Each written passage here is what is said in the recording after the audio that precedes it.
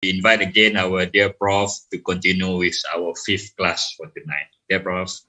Thank you, Brother Shahran. Bismillahirrahmanirrahim. Alhamdulillahi Rabbil Alameen. Wassalatu wassalamu ala ashrafil anbiya mursalin wa ala alihi wa sahbihi ajma'in. My dear Brother Shahran and dear colleagues and students as well as lecturers, Assalamualaikum warahmatullahi wabarakatuh. I really appreciate your presence today, and I think the number is not as many as usual as yet. But anyway, I hope you understood the problem that we had today.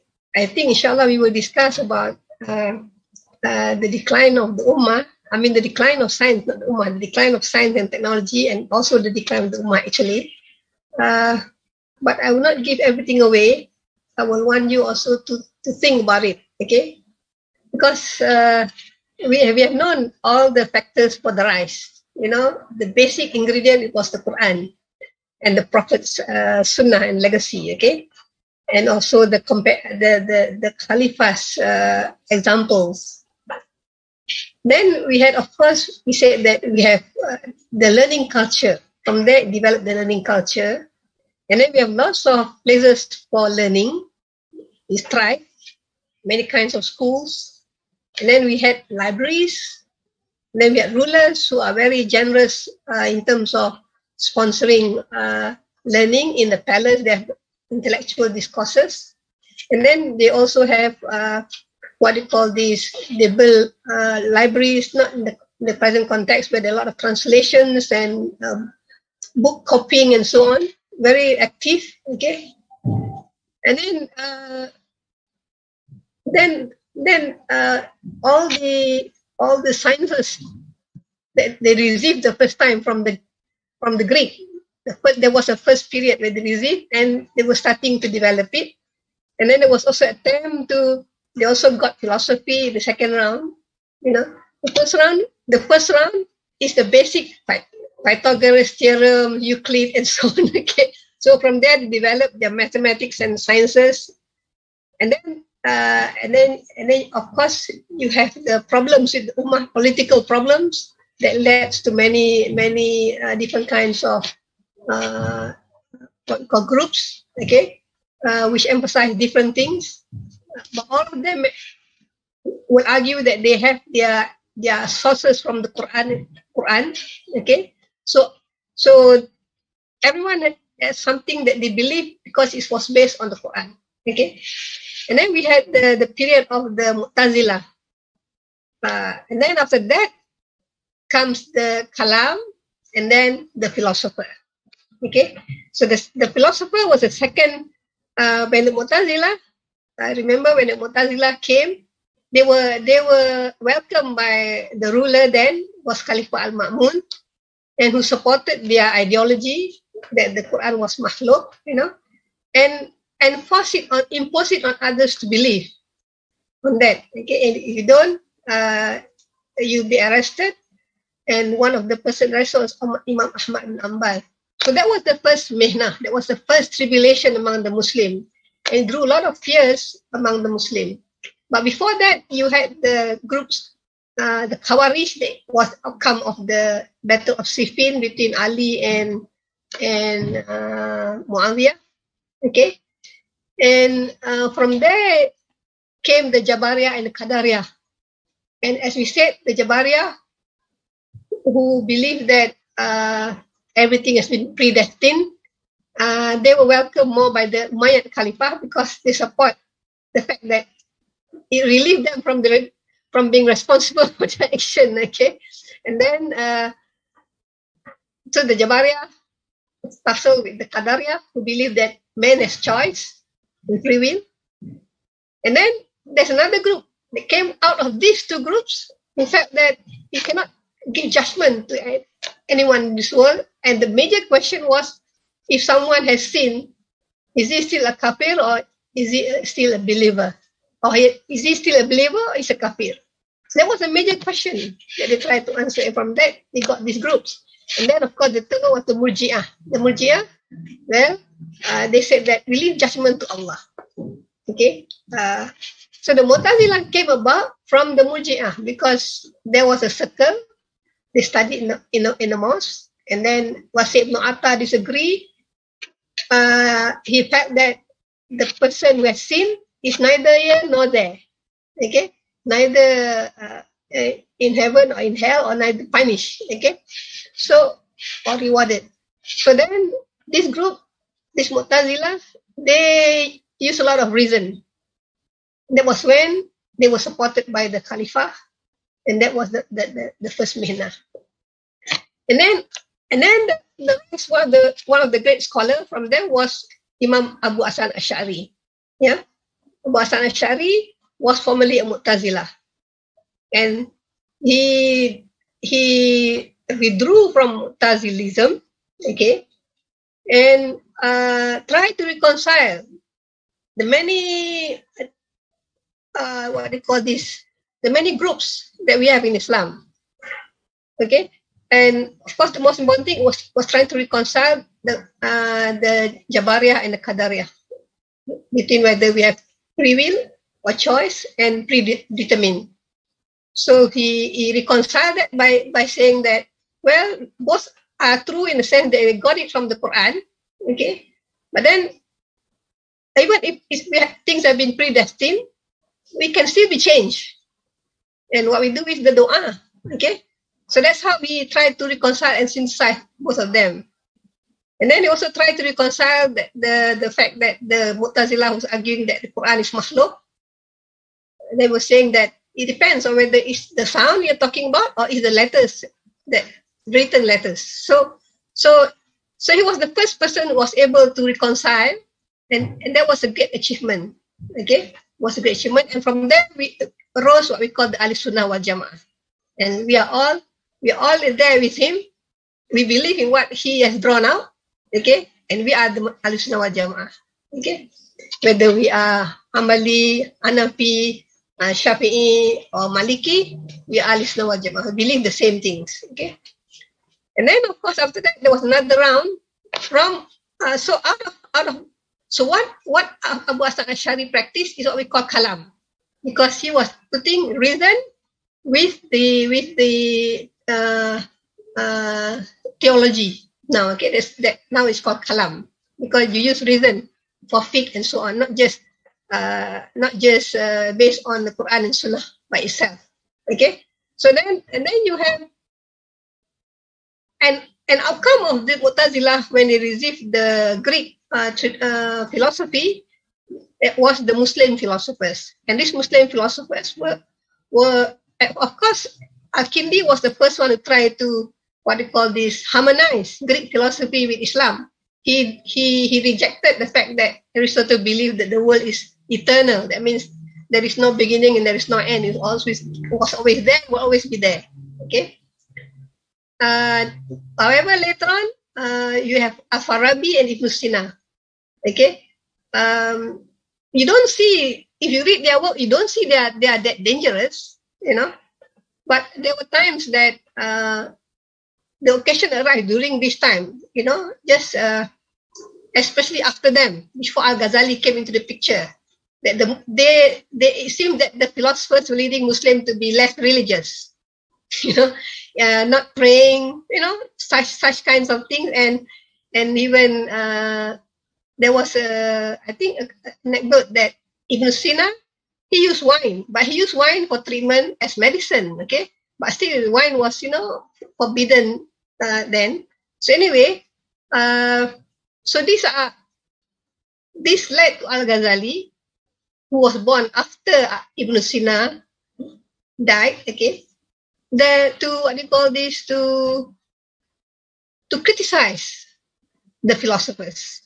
And he has 20 criticisms, 3 of which will lead them to kufr, and the rest is heresy. So that was Al-Ghazali's attack.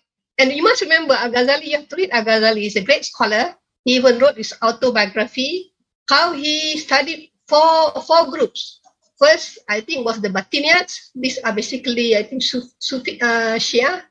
And then he studied I forgot the fourth one that I told you. And then he studied the philosopher, and then studied another one, the theologian, I think. And then the last one, he studied the Sufi. Okay.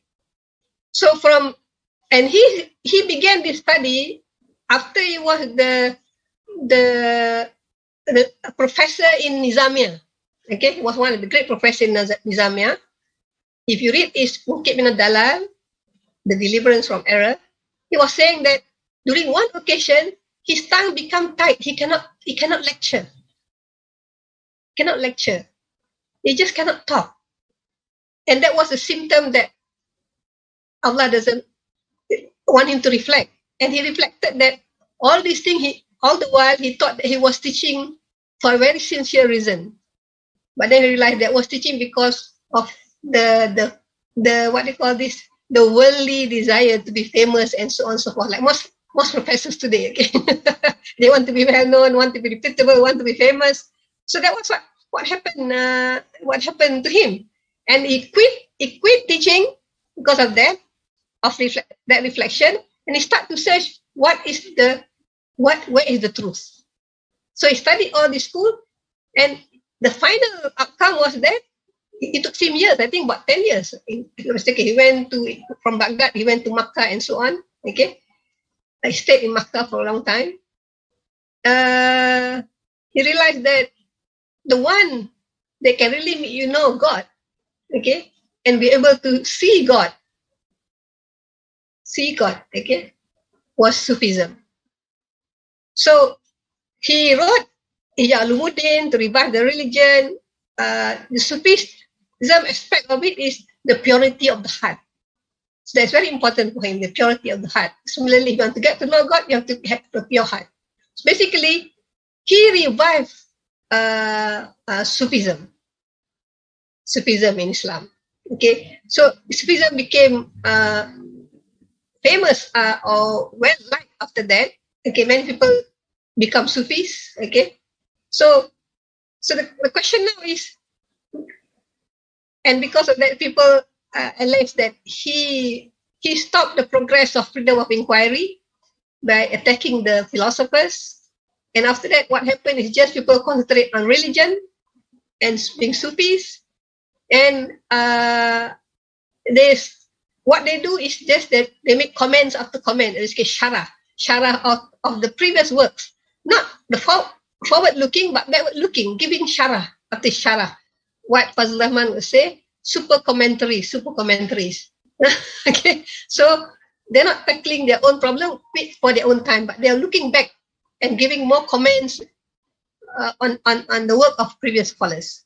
So that is what we got so far. So, and I remember after that there was the attack by the Mongols.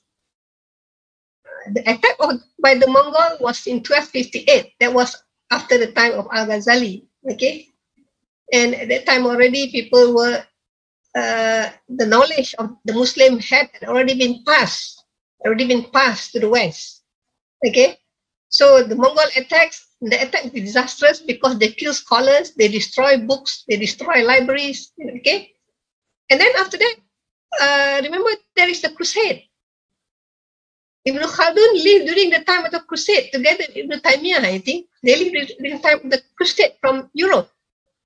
Okay, and then after the crusade, there was the Reconquistas in Spain.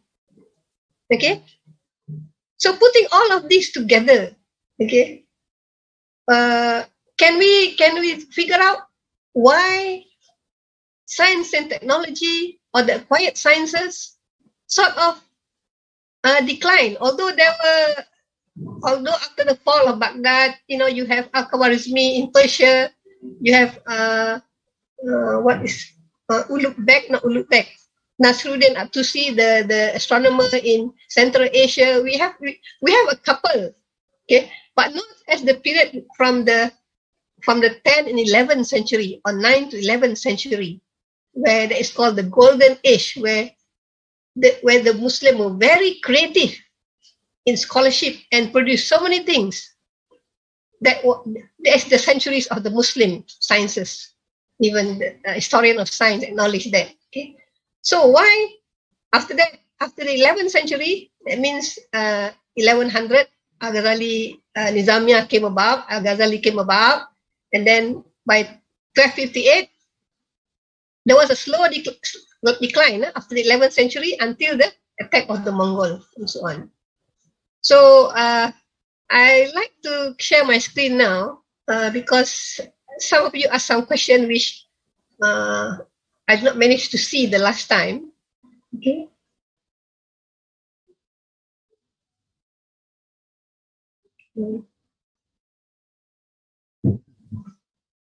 So I will try to answer that, and then we look at about the decline. So let's see. Okay. So these are some of the questions.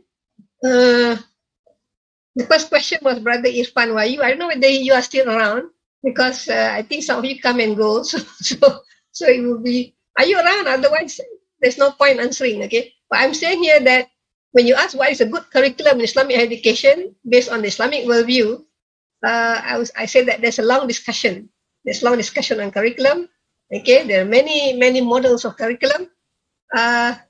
But main thing is it depends on the goals of the aims of education. Any curriculum has a goal. Okay, so that goal will determine the curriculum. So in our case, I guess we will come to this later on when we discuss about what happened after the decline, the educational dualism, and then why we have IOK and what kind of curriculum. So I hope you'll be patient. Okay. This one is a request for slides. I told Brother Shahran that maybe he can give the link in the chat box so that people who come once a while can just go to the website. Okay. And then another one, reference for Abrashi, I will give this in this present lecture, so you get it at the end of the notes. Okay. And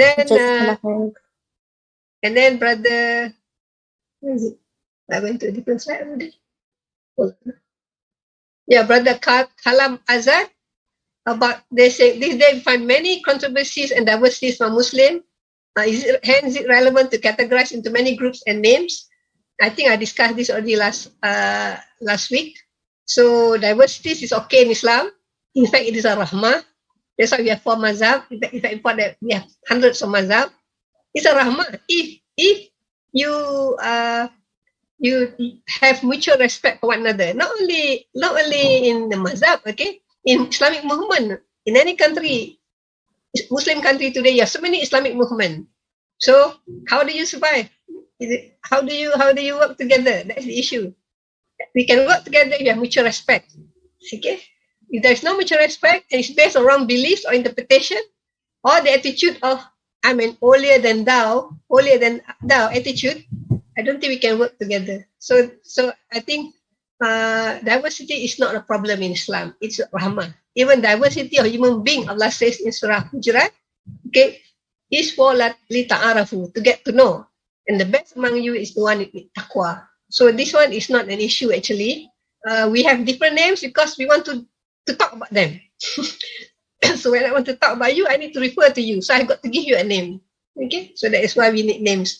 In fact, this is, if you look at Surah Al-Baqarah, verses 30, when Allah teach Adam the names of all things, right? Names of all things mean knowledge, okay? So the name is very important. It's a point of reference, okay? And then there is one by Brother Daya, also he wants a slide, so I think that's no problem. And then Sister Queenie Abraham, I think it's a sister. She personally thinks that the downfall of Aqidah is due to the spread of philosophy by early scholars. By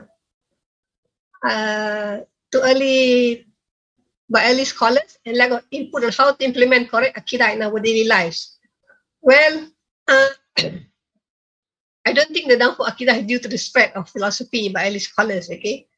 I think the problem that to implement Aqidah, you have to know the Rukun Iman. So I think what we need to do, we have to acquire knowledge. If we can acquire knowledge, then we can do it properly. Philosophy is just a tool for thinking. You can take it that way. It's a tool for thinking. In fact, that's how Al-Ghazali or Imam Abul Hasan Ash'ari, they use philosophy as a tool for thinking. And because Aristotle was the one who created this philosophy, that's why they also, in fact, Al-Ghazali, before he wrote the book Tahafut Al-Falasifah, he wrote the book Maqasid Al-Falasifah. That means the aim of philosophy. And he wrote that because he wanted to prepare a ground to attack the philosophers. However, this book became very popular in the West because they got to know Aristotle. They got to know back Aristotle from his book. Okay, so this one we should understand. Okay, so Al-Qidah will not fall despite the presence of philosophy if we understand what is Al-Qidah and how to use philosophy. In fact, just now talking about when Brother Shah talked about all this now, this labeling, okay? In fact, in Malaysia, not Malaysia, in Southeast Asia, we have people calling Hamka, not the famous scholar Hamka from Indonesia. Actually, he considered himself a scholar of the Malay world, not just Indonesia, okay?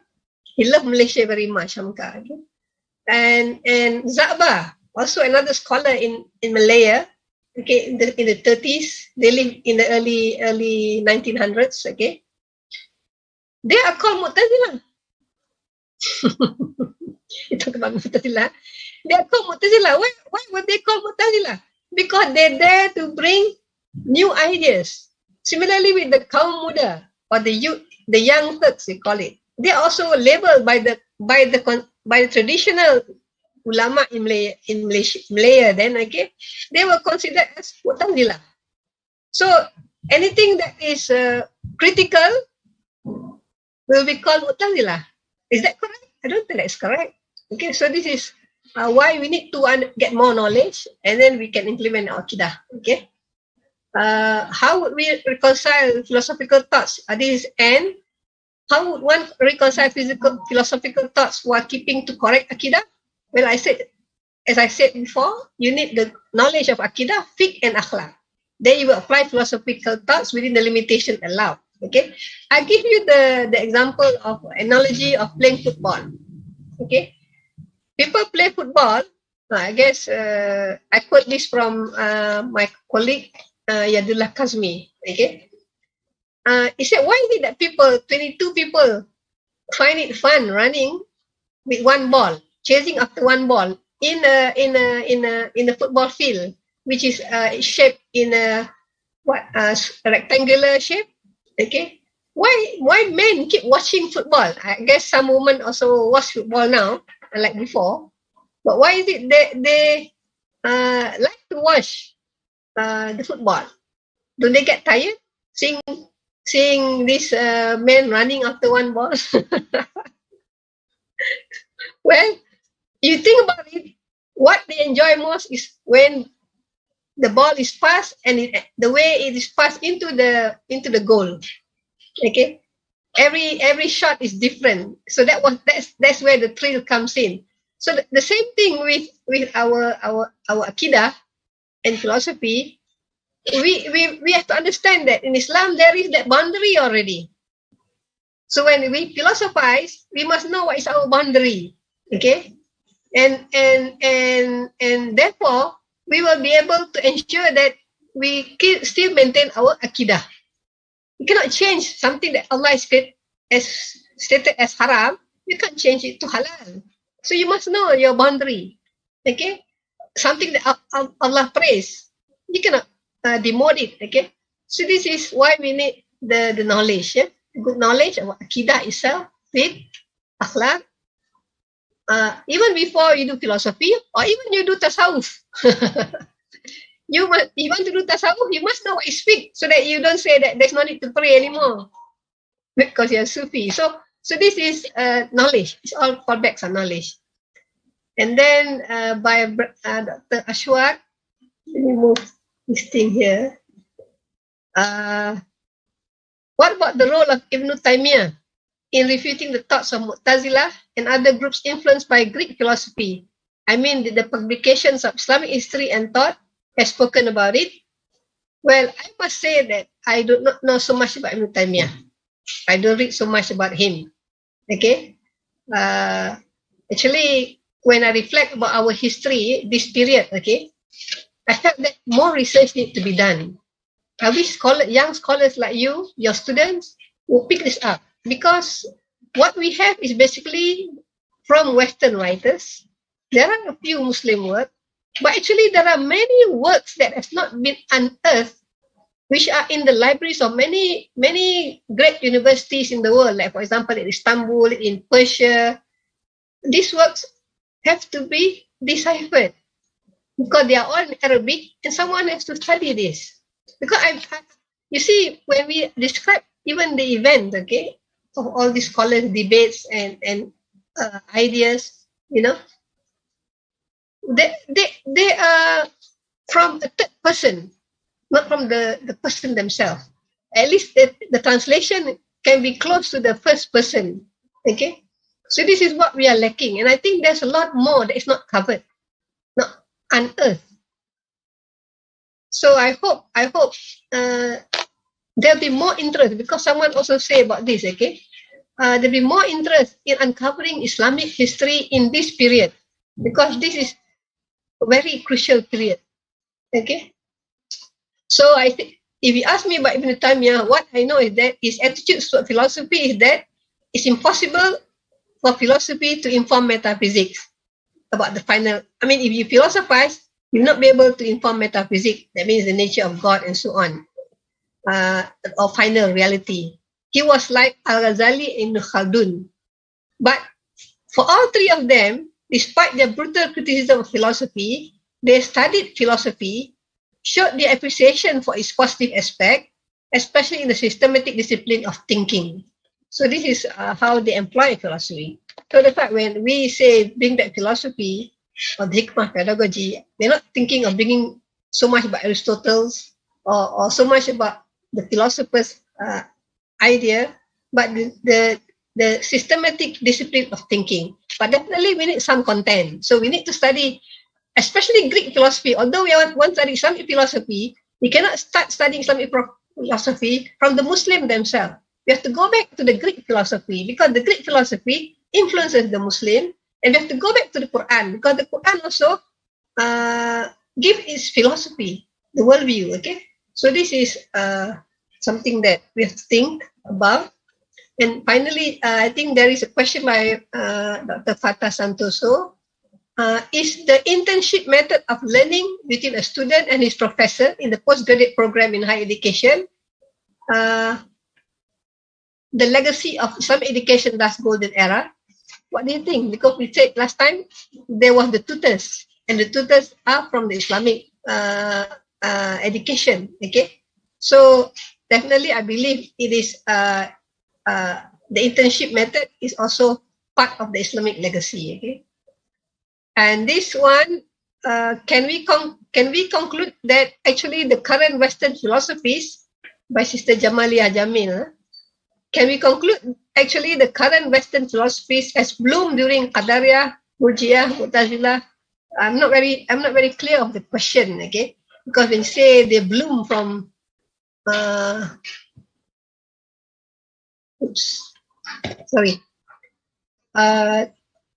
and the only thing we need to do is to link the past and present, as Prof emphasized early, but how to promote Muslim postgraduate Malaysia to seriously undertake Islamic way of philosophies regardless of their research background and universities where they study. Okay, can we conclude that the actual current Western philosophy bloomed during Qadariyah? I'm not very sure when you say bloom during Qadariyah. Remember, Qadariyah is very early in Islamic period. Okay, Mu'tazilah, Greek philosophies. I'm not so sure if she's around. Maybe she can explain. Are you around, Jamalia?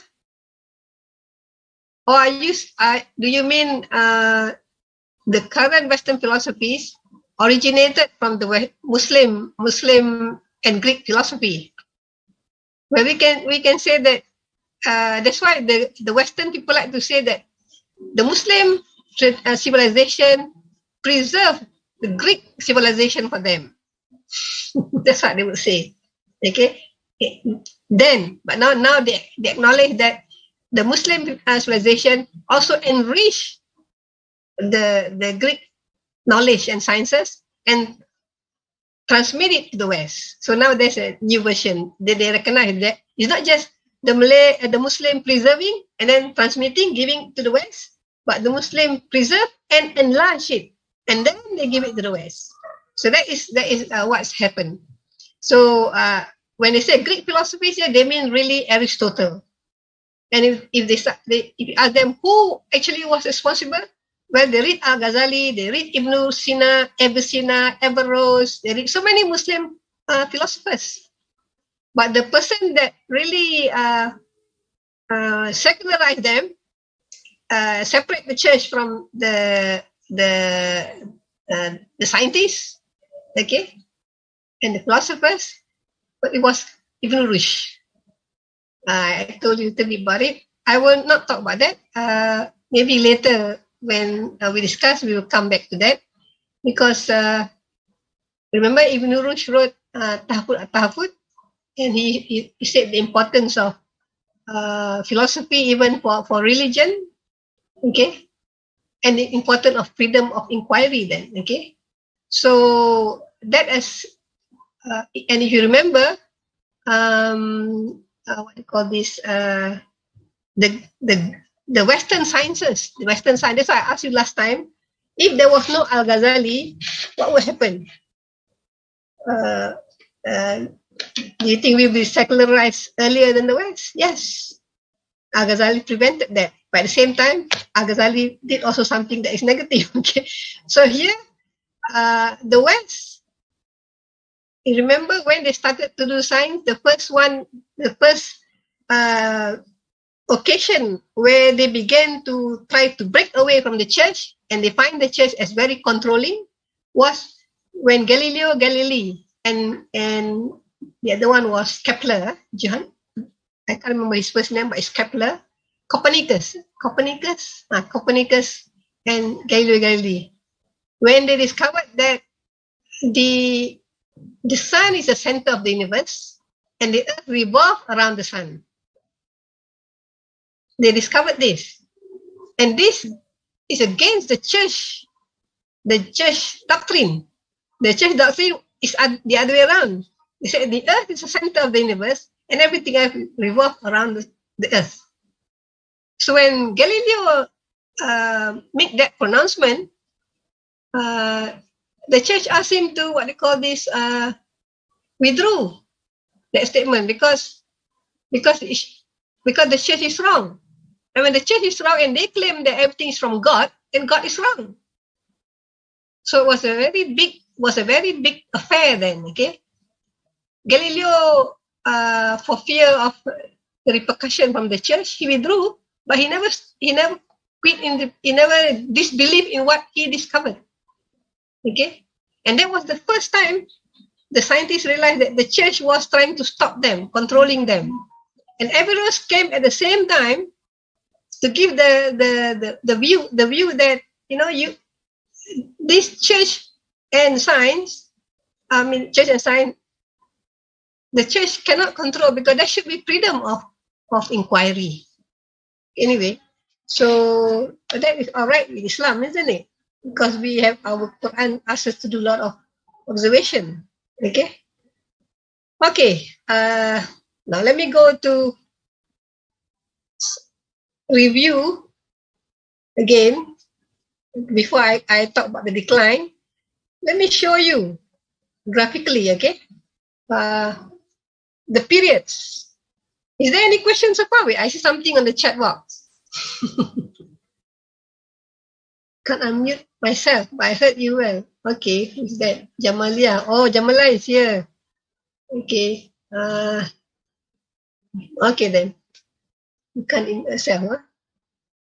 Okay, so let me discuss the transmission of Muslim learning, okay? If you look here, this is from Medina Costin, okay? Let's look at the Islamic background here. If you look at the age of the death of the Prophet 632 AD, okay, the death of Prophet Muhammad. By the time we reach 661 AD, Or between 621 and 641 AD, Islam has spread to so many parts. It has conquered Syria, Mesopotamia, that is Iraq, Egypt, Persia. So imagine within that short period, that part are all part of the world of Islam already. Okay. And the Umayyad dynasty began in 635 and lasted until 641 AD. The beginning of the Umayyad. Okay. Then there was three distinct strata in Islamic community. You have the old believers or the ashab or companions of the Prophet as one group. And then you have the Mawali, the non-Arab converts, like the Persians, and so on.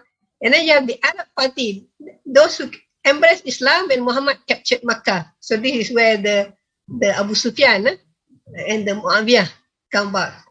And then, sorry. Can you see that? Sorry. Yes, Prof. Yeah. Okay. Let me see. Where is it now? Why 198. Yeah. Okay, here. Oops. What is this?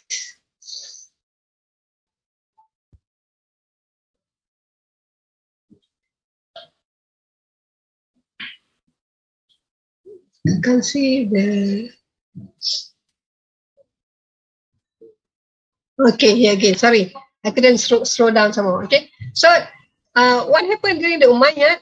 There is the end of the Umayyad around 718 AD. So the early period was from 635 to 641, but the Umayyad lasted until 718 AD, and the characteristic of the Umayyad, they're more interested in government than in religion, as number one. Number two, use of Arabic introduced as a necessity. So they use Arabic. Okay, that's good. Number three, Muslim state experimental and adaptive. They try and adapt to many things. Given to pleasure, over taxation, harsh treatment, wastefulness. That is towards the end of the Umayyad. Okay, and Roman civil law were embodied in legal tradition of Islam. So they took the part of the civil law, the Roman civil law. So this is from the death of the Prophet salam, until 718 AD, the end of the Umayyad. Okay. Now, after that, there is from the end of the Umayyad, we have the Abbasid period, founded by Abu Abbas as-Saffah. Okay.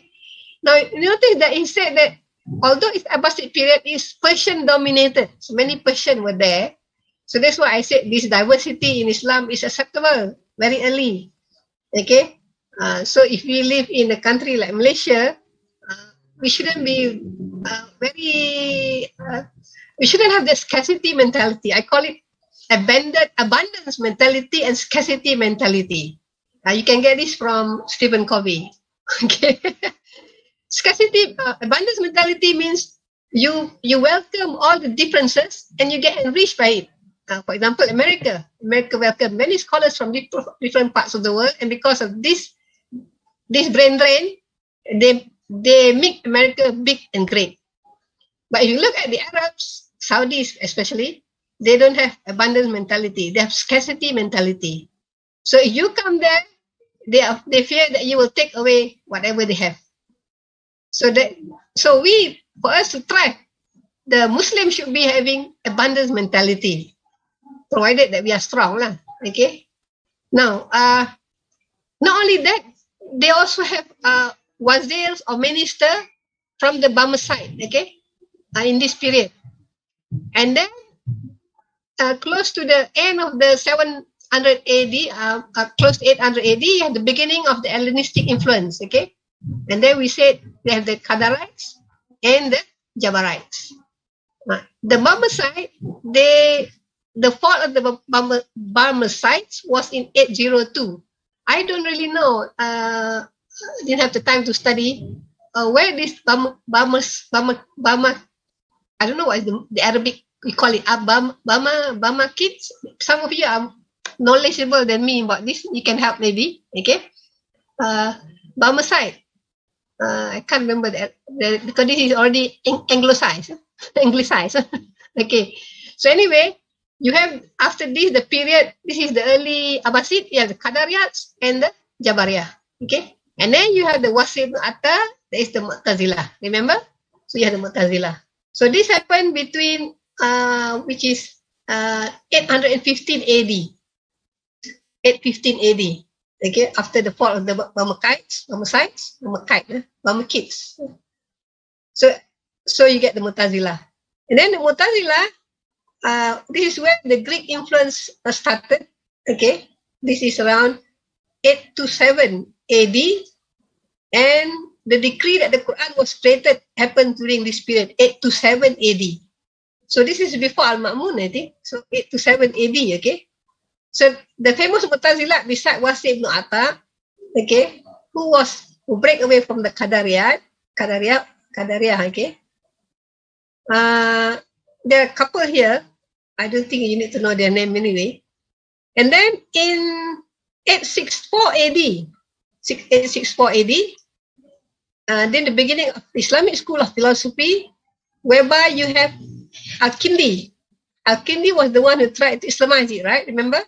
So Al-Kindi was the first Islamic philosopher, and he died in 873 AD. Al-Kindi.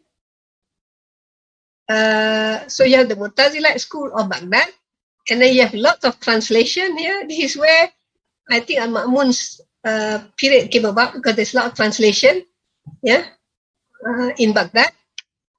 I did not mention here Baitul Hikmah, okay. And then these translations are helped by the Nestorian and Zoroastrian. They translated from Indian, Persian, and also Greco-Roman. So this is a period of the philosophers, okay? The early periods of after the Mu'tazilah. Remember we said then there are the philosophers. This you notice here the Al-Farabi died in 950 AD. So this is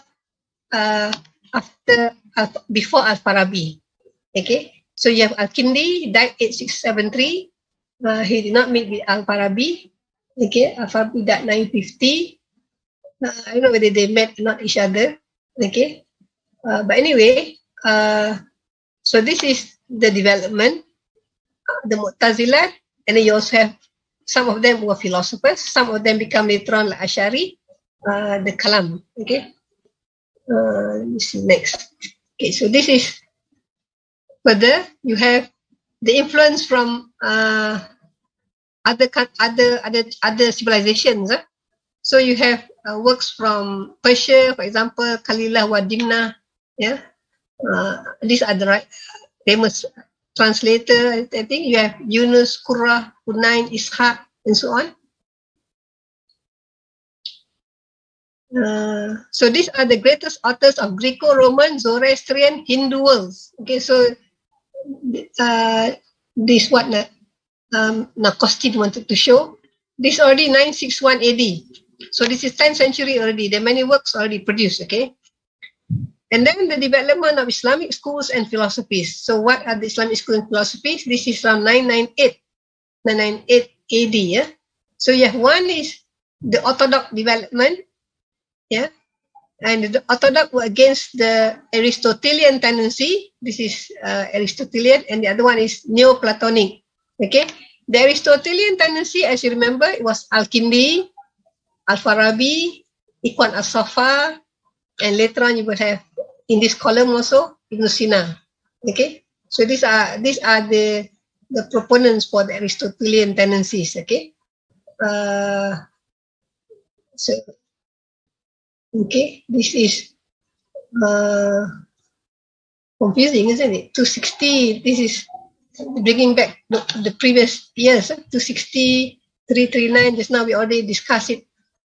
Maybe this is a different table, okay? But this is to show the development of Islamic schools and philosophies. So the Orthodox development, this is the Mutakalimin.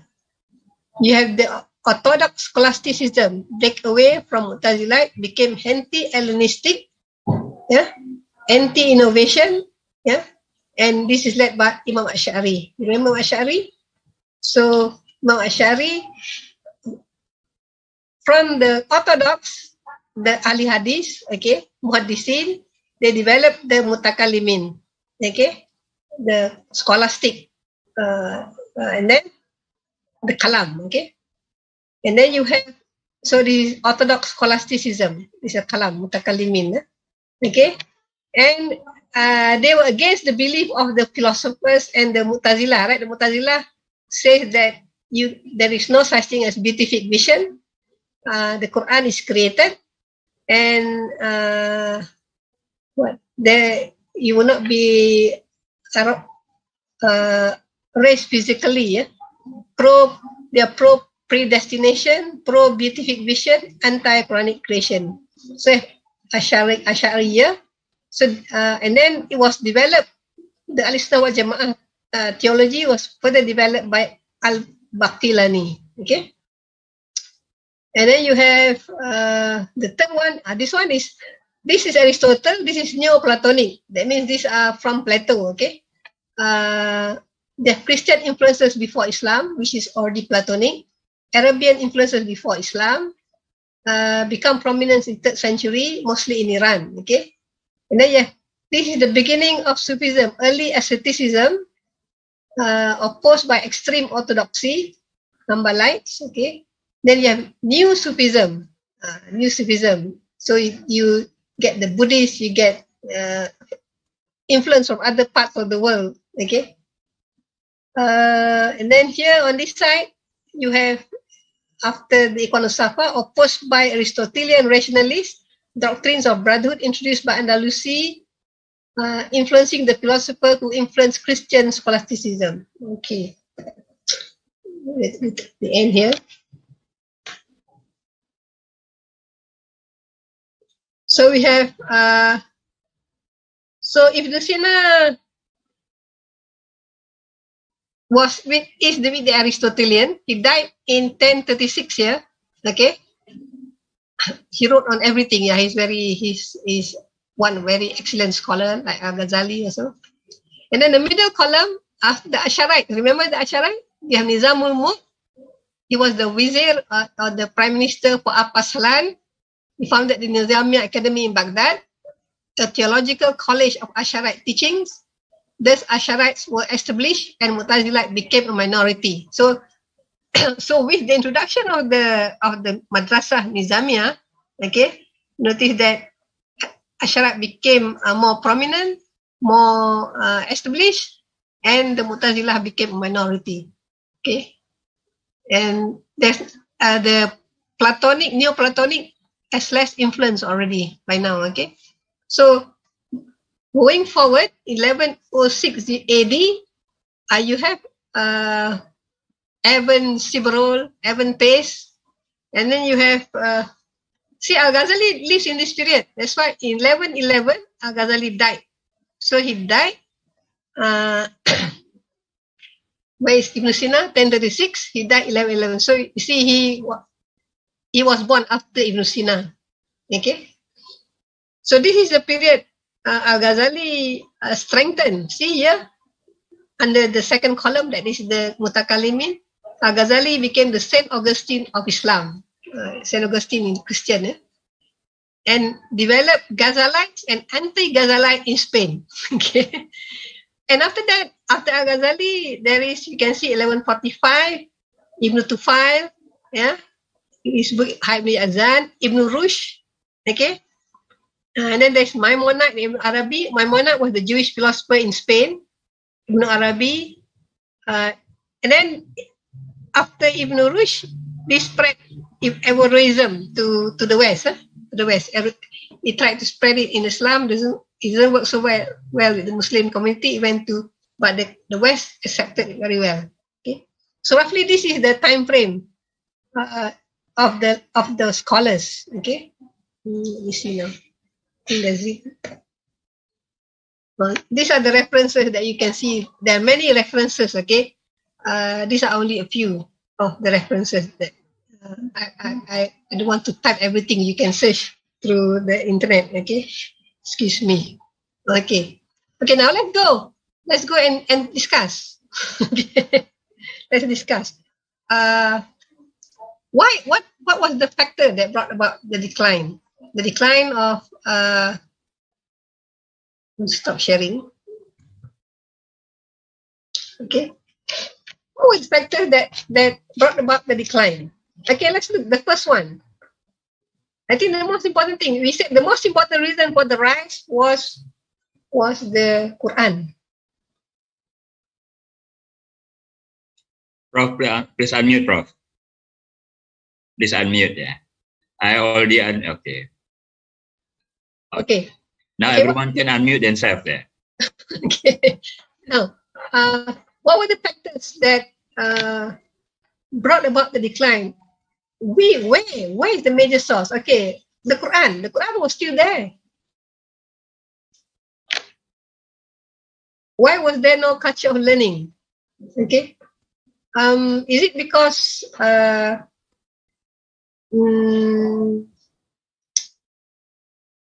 because we established the madrasah, and the madrasah were what we call this, were specialized for theology only, and theology also for certain schools only?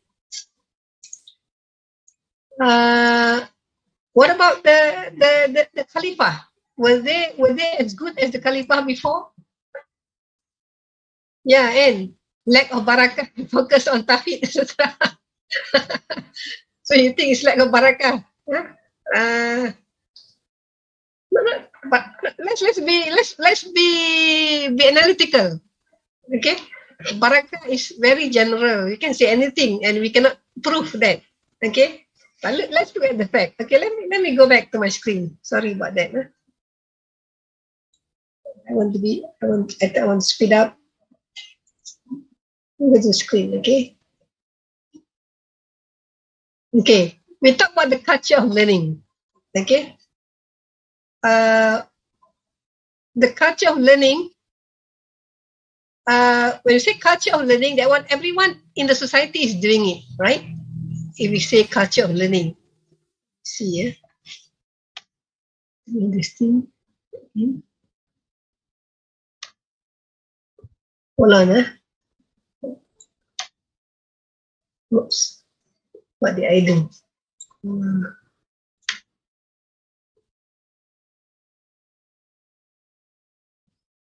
It's not really.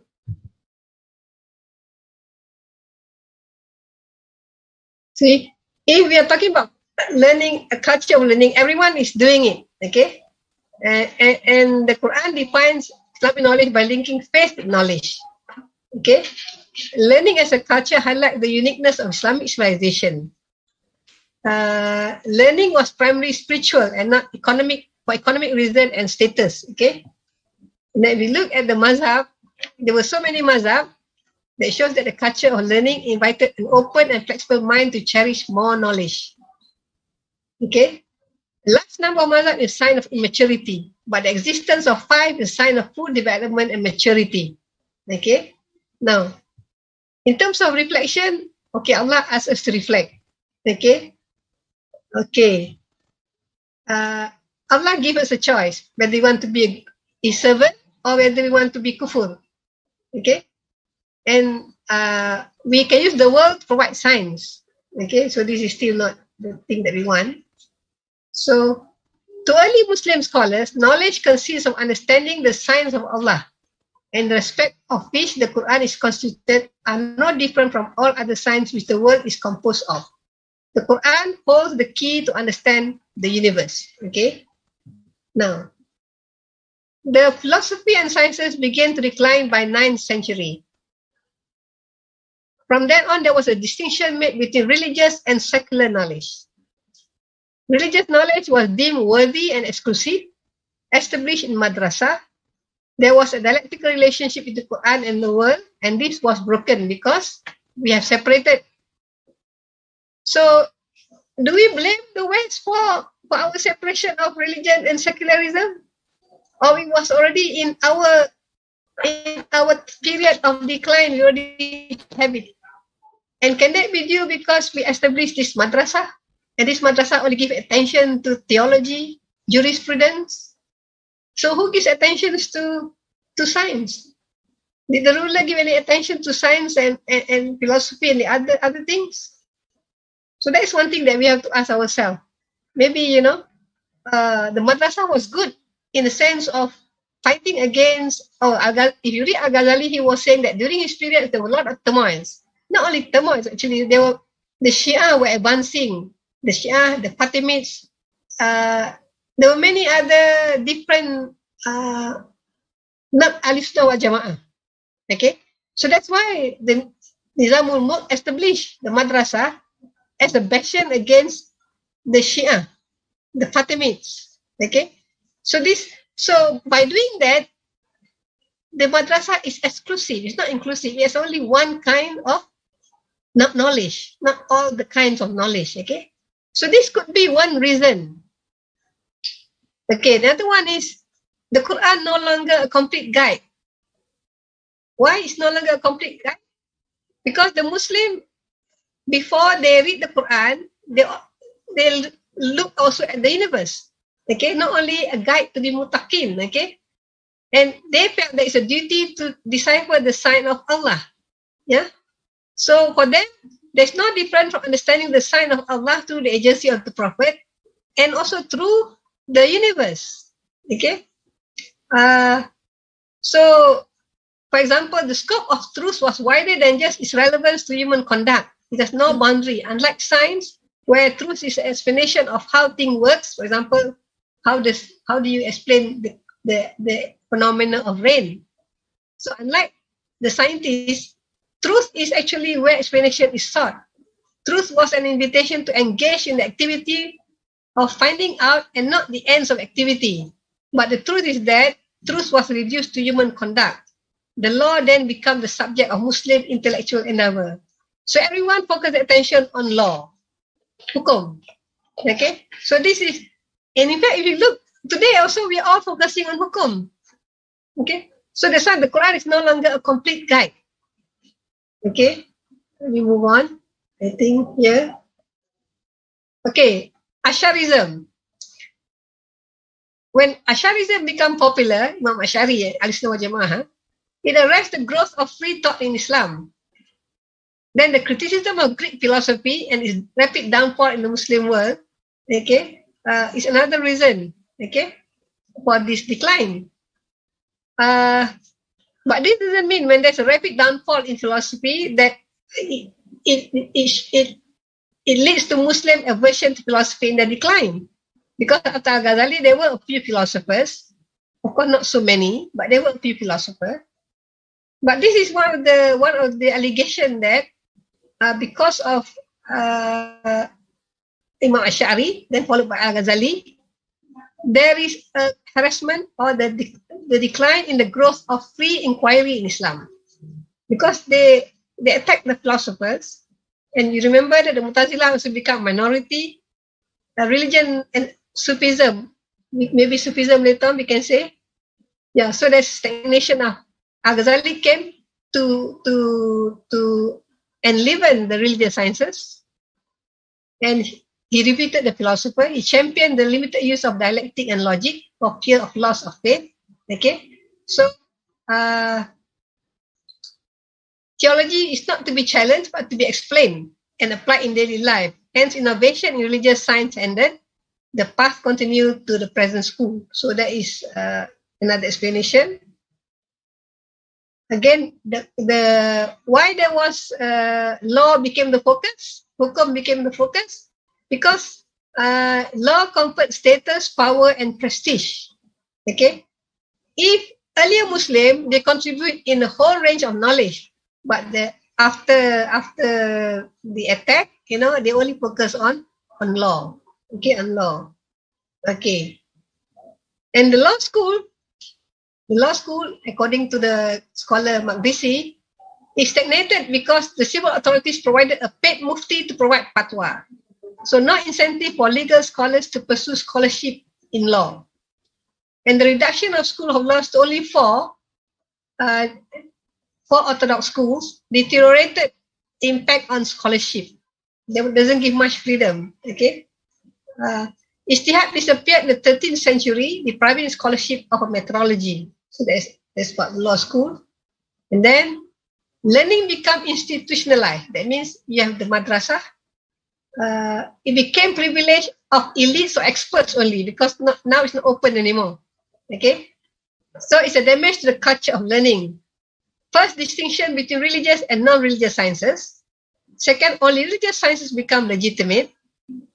Then there was a decline in contribution of Muslims to the diverse knowledge. Knowledge base of Muslims were restricted to law only. Knowledge base did not develop further, linked to only meditation and reflection. Okay, so this is another factor. Consolidation of orthodoxy through the madrasah.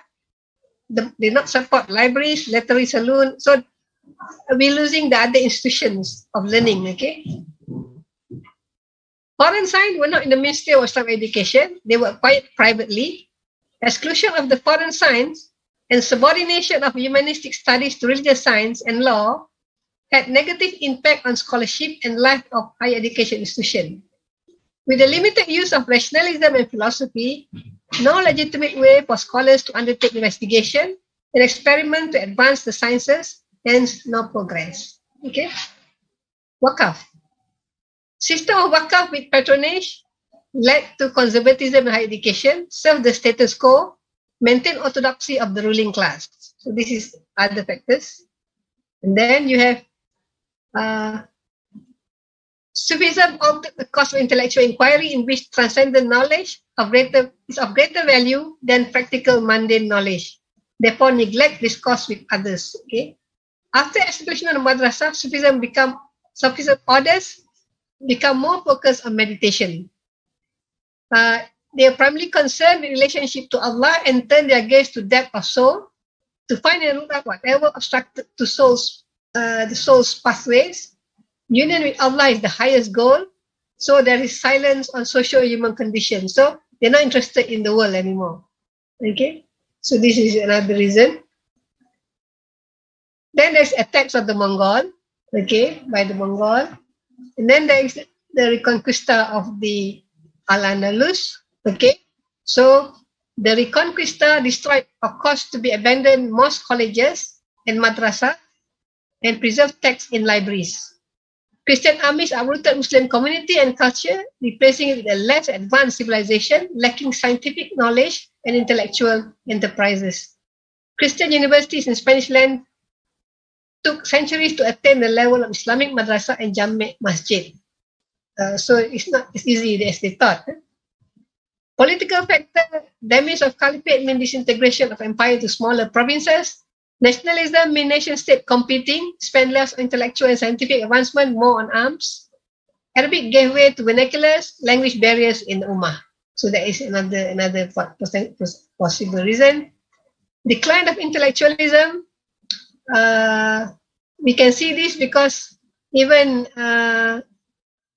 if you look at Ibn Khaldun, is one of the intellectuals that was left, was known as a father of sociology. He did not only focus on law. His great insight fell on dry and sterile ground and failed to take root. Nobody took up Ibn Khaldun. And his field was not recognized as a legitimate object of study in madrasah because he doesn't focus on religion. He focused on sociology, on people, right? And when Muhammad Abduh tried to reform Al-Azhar by introducing Muqaddimah of Ibn Khaldun, he was rejected. The idea was rejected. So that just showed the decline of intellectualism. The focus was so narrow only to religious sciences, okay? I think there is this one, according to Syed Qadir, the decline of science and philosophy can be summarized to be due to Greek influence with rationalism against empiricism. Now he's saying that when the Greek philosophy came to the Muslim world, they emphasized philosophy, right? And philosophy is rationalism against empiricism because what the Muslims were doing was real science, is empiricism. So there was a negative effect for Muslim science when they focused on Aristotle's rationalism. Although Aristotle talked about the real world is out there, unlike Plato is very much rationalism, but Aristotle has empiricism. But somehow he said that this is negative. It's more on rationalism, more based on Plato. Okay. And I said there are two sides to Al-Ghazali.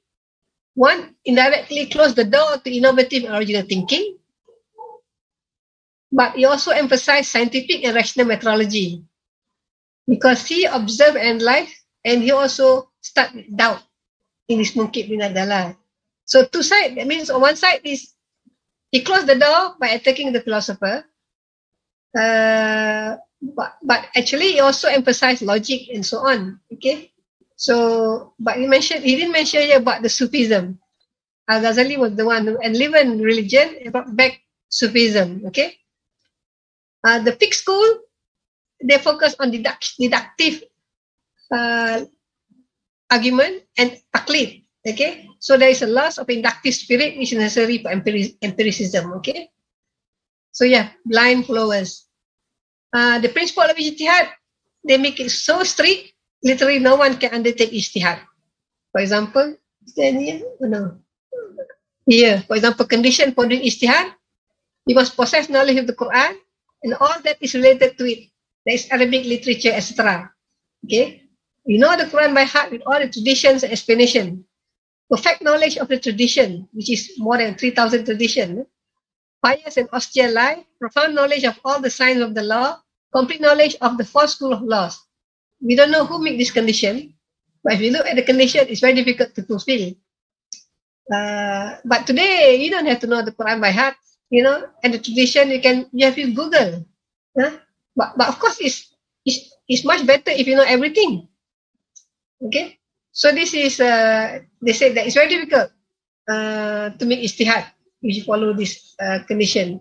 And then this is the ascetic mysticism, the otherworldliness of the Sufi attack, and so it's the same with what we discussed just now. Okay, so if you look at it, which one is the greatest factor? Which one do you think is the greatest factor? You can unmute yourself, okay? You don't have to chat. You don't have to write in the chat. What do you think is the greatest factor? Why is it that until now, we will start next week to discuss about the present, how the Muslims are trying to reawake themselves, okay? Reawaken, yeah? But for now, the downfall. What do you think among all these factors are the greatest downfall? The greatest factor? Prof, is it because of the weak of leadership under the caliphs? This is just a guessing. You're guessing. The caliph. Yeah. Of course, by that time, the caliphs are all fragmented already. Okay, even the Abbasid already ended because there's no caliph. You remember they were attacked by the Mongols. 1258, they were attacked by the Mongols. There's no caliph anymore. Okay, but if you're saying the caliph before that, for example, let's say after Khalifah Ma'mun, which is very stronghold for the Mu'tazilah, then you have Mutawakkil and so on. After that, they supported Ibn Hanbal, the Muhaddisin. Okay, of course, they were no more as the earlier Khalifah who help, what they call this, who have intellectual discourses. As I told you before, by that time, most of these Khalif, they were also beginning to be corrupted, you know, because as you remember Ibn Khaldun say, after generation, they will be more hedonistic, giving to pleasure and so on. But so you lose once. Yeah, that's why you lose one kind of support. You can say that you can lose one kind of support, but which among them is the greatest, you think? We have listed all these possible factors. You know, when we 1258, and then when did we reawaken? That means, you know, when the Portuguese came to Malacca, 1511. Were they superior to the Malaccan army, the Malay army in Malacca? Yes, they were superior. What did they have? That the Malay was still fighting using what? Swords and spears. And spears, right? And what did what did the Portuguese have? They have a gun. They have cannons and guns. So you see, things have changed. You see, we gave them the sciences. They were developing the sciences, and we were declining. And that's why 1511 they already came and attacked the Malay land with their cannons. Okay. Now you move on to 1776, the invention of the steam engine. That makes it worse. The technology is better. So from the 1700s onward, they came to India. They came back to Malacca. They went to North Africa. They went everywhere, conquering. That's why we have become colonies. Yeah. So what happened in between? Why they rose, and when we experienced their middle ages or dark age, we had our dark age then. Okay, the crusade came. Did we defeat the crusade? Yes, Salahuddin, right? Was 1300, 1400. We defeated them, but they left with, I think, the ambition that they want to take revenge. That's why they came back and conquer all of us when they were stronger. Huh? But what? So what? Where did we? How did we lose the inquiry spirit? Because that is the most important impetus. The learning culture, the inquiry spirit. How did we lose that? Is it through the attack on philosophy? Through the teaching methods and not being able to be outside and contemplate and be in nature more. No. This is not a teaching method only, okay? Because you remember, as I told you earlier, we became already secular. In the sense that secular, not in the sense of meeting God, okay? But we separate our knowledge.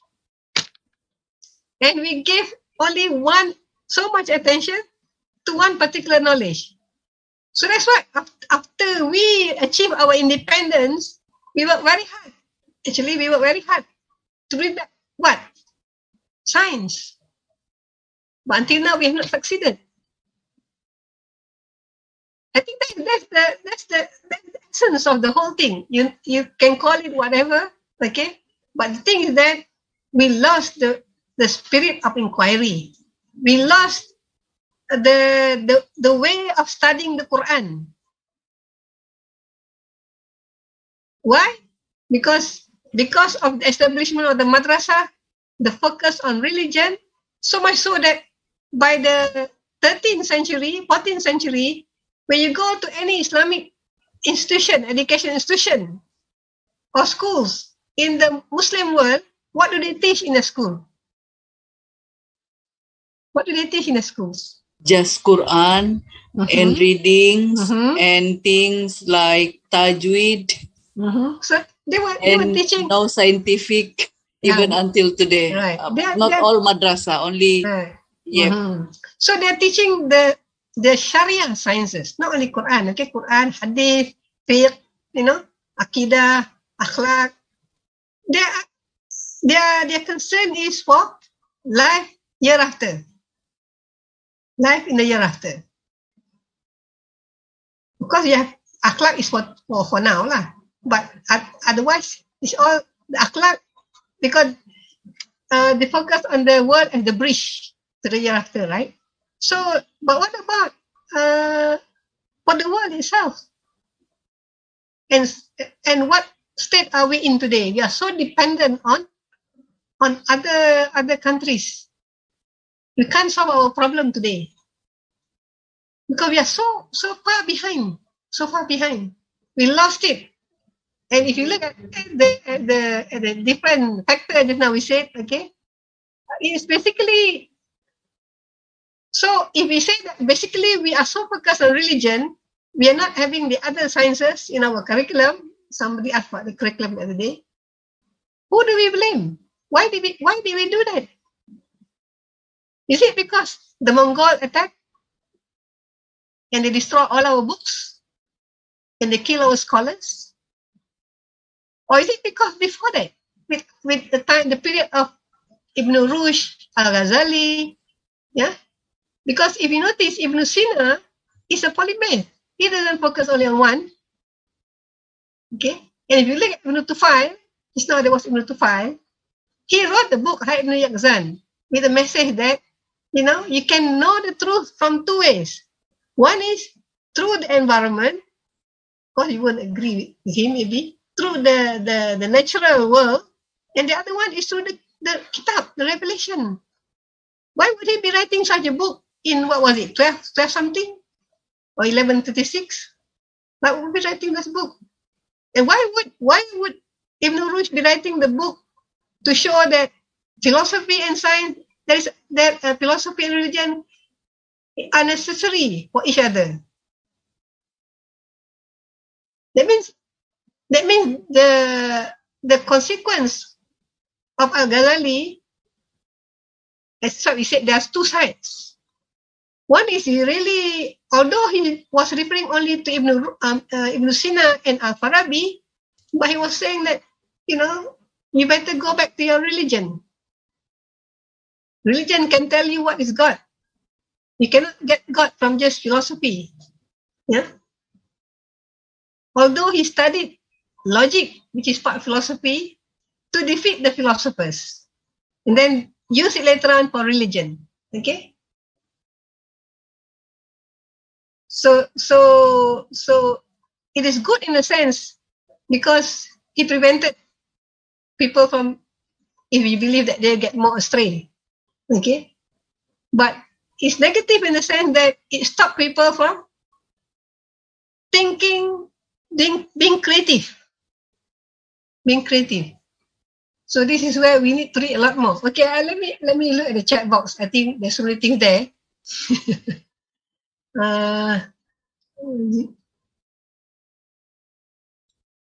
Normana, why is 9th century the beginning of decline? Wasn't the beginning of Islamic golden age 8 to 14? Not that too long. Okay, you can, when we say beginning of the decline, doesn't mean it declined already. That means it started to fall. Okay, of course the final blow was with the attack in Baghdad in 1258. But by that time it already declined. Already so much focus on other things. Okay, you don't see so many scientists coming up anymore from the Muslim civilization. Okay, leadership, yes, we mentioned that already. Okay, did I miss anyone? I don't see anything that I need to refer. Okay.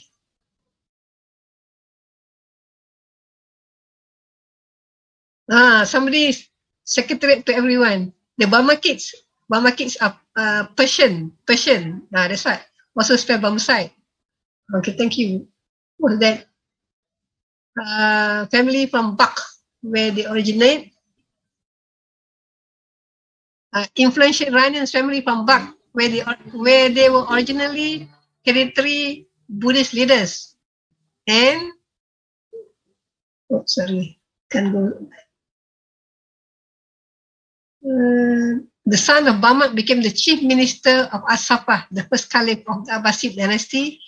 His son Yahya aided Harun al-Rashid in capturing the throne and rose to power, the most powerful man. They're famous for 1001 night. Yeah. So this is true. So they are Persians. They were originally Buddhists. Very good. So the Caliphate was very open. This is another thing, very open. They welcome those people can help them, and therefore they succeed. Okay. So the issue now is, you notice that the decline. The main thing is that there are two divisions of learning. In fact, at that point of time, learning was very dominant for the religious sciences, Sharia sciences. Very little for science and technology or the quiet sciences. Very little. Hardly left. So when you go to Malacca in the 17th century, you go to the what school that they have is the Quranic school. Okay, it's later that you have the colonial master build schools for the Muslims to teach them their what they wanted, and whatever they wanted, they also put in some science. That was the beginning of the realization that we already didn't have that science, so we lost it. Unless you can name me a famous institution of science and technology between let's say 1400 to 1600, because by that time we were already the West were already coming to capture us. Anyone knows of any place that we have? Anyone knows of any places that teaches the quiet sciences and philosophy? No. So we need to read somewhere and discover whether they are or not. Okay. You have no idea. So my little knowledge so far, there is we already abandoned it. Yeah, we already abandoned it. So that's why we have to. That's why when we got independence, after the colonial master come and bring it, they were the one who reintroduced the sciences back, and we keep claiming that these are all Islamic sciences. And Mahathir was very forceful in saying that we must bring back science and technology in the Muslim world if we want to progress, because that is part of our heritage. We lost it. Okay. Anybody? Any comment? You can unmute yourself.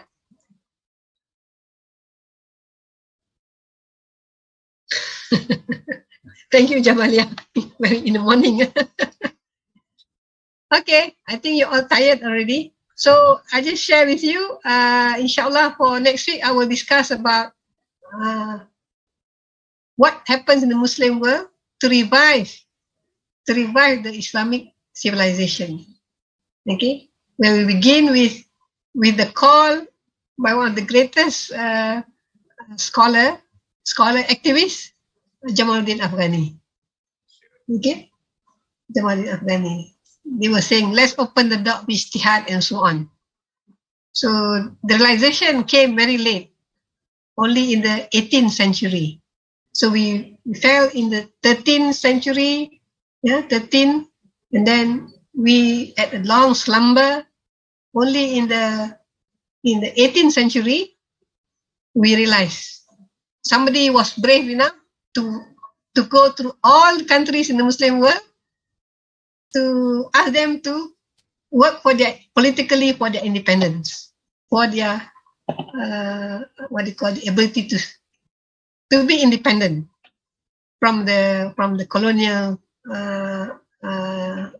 masters. Okay, I think that is for today. I'm sorry, it's a bit long. I hope it will make you go back and think what is the real cause, because I've been thinking for myself, is it the Mongol, is it Al-Ghazali, is it what?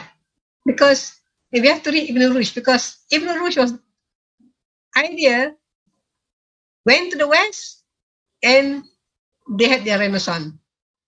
What was it in Ibn Rushd's idea? Okay, thank you. Thank you so much, Prof. Because the issue is so heavy that difficult for us to. Talking about the problem of the Ummah, it's very saddening.